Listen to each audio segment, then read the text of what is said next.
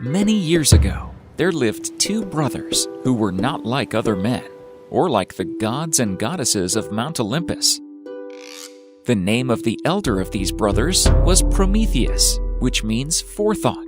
Prometheus was always thinking of the future and making things ready for what might happen tomorrow, or next week, or next year, or even in 100 years' time. The younger was called Prometheus, which means afterthought. Prometheus was always so busy thinking of yesterday, or last year, or 100 years ago that he never worried at all about what might come to pass in the future. Prometheus did not want to live amongst the clouds on Mount Olympus. He was too busy for that. While the gods were spending their time in idleness, drinking, he was planning how to make the world wiser and better than it had ever been before. So instead of living on Olympus, Prometheus went out amongst men to live with them and help them, and he quickly noticed that they were no longer happy. He found them living in caves and in holes of the earth, shivering in the cold because there was no fire.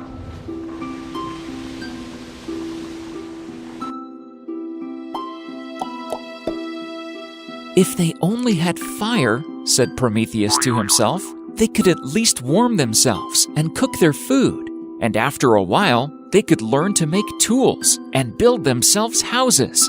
Without fire, they are worse off than the beasts.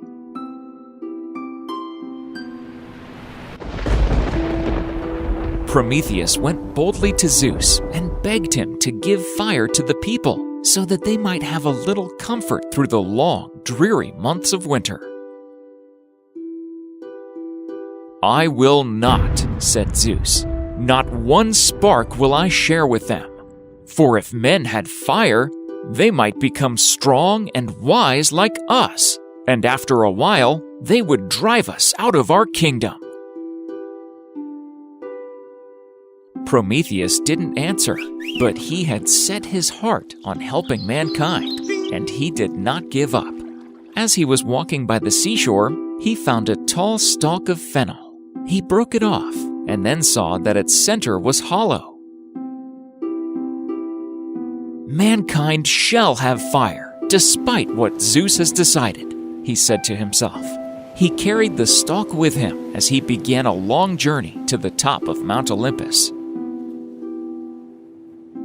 And with that thought, he snuck quietly into Zeus's domain and stole a spark from Zeus's own lightning bolt.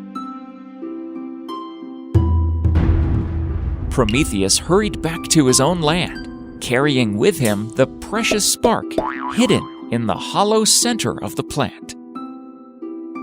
When he reached home, he called some of the shivering people from their caves and built a fire for them and showed them how to warm themselves by it and use it to cook their food.